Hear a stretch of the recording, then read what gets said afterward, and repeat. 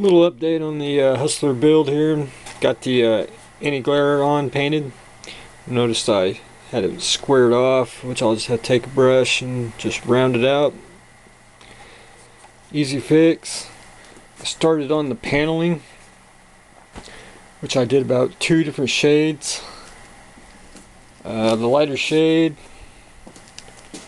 gunmetal gray from Revell. For the darker shade,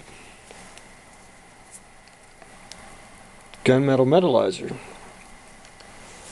I just airbrushed it on, taped it, did different random patterns.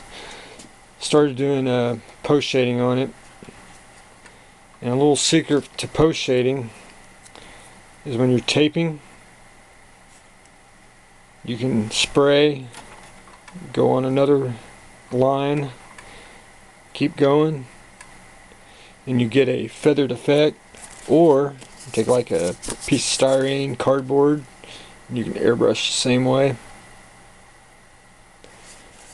And you want the overspray because it'll give it the illusion of weathered in one direction. Now it's kind of semi-gloss, kind of glossy, which I'll put one good clear coat on, and it should blend everything together when I get the decals on. But I wanted the different shades because when the light hits it, it's in different, you can see the different colors pop out from different angles. And I have not done the bottom. That'll probably be in the next video, but it's coming together.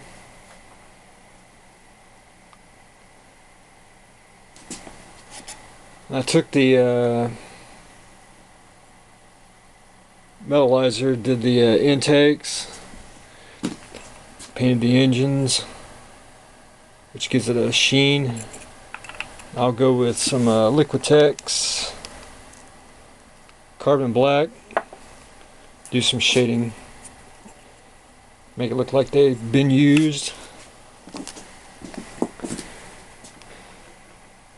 And I got a few spots that are a little spotchy, which I'm going back in with the airbrush, and I'll feather it out and get everything like it actually has been in combat, instead of it sitting like a brand new model.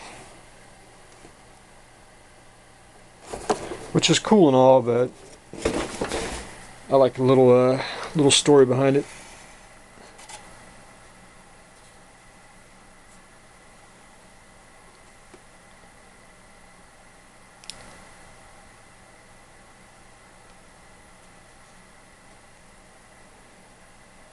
And then the next video I'll do underneath.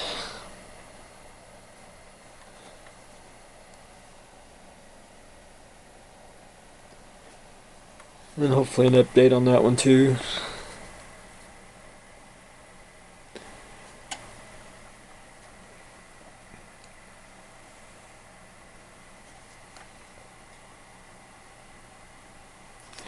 And it's very little shading. You don't have to do much on an aluminum hull. Just enough to define the features of the flaps and different panels.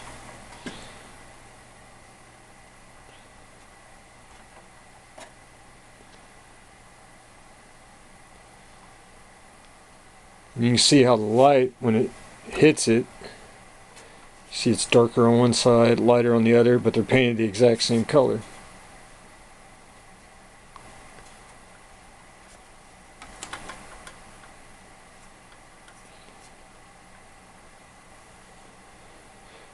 But it's fun. Now back to work.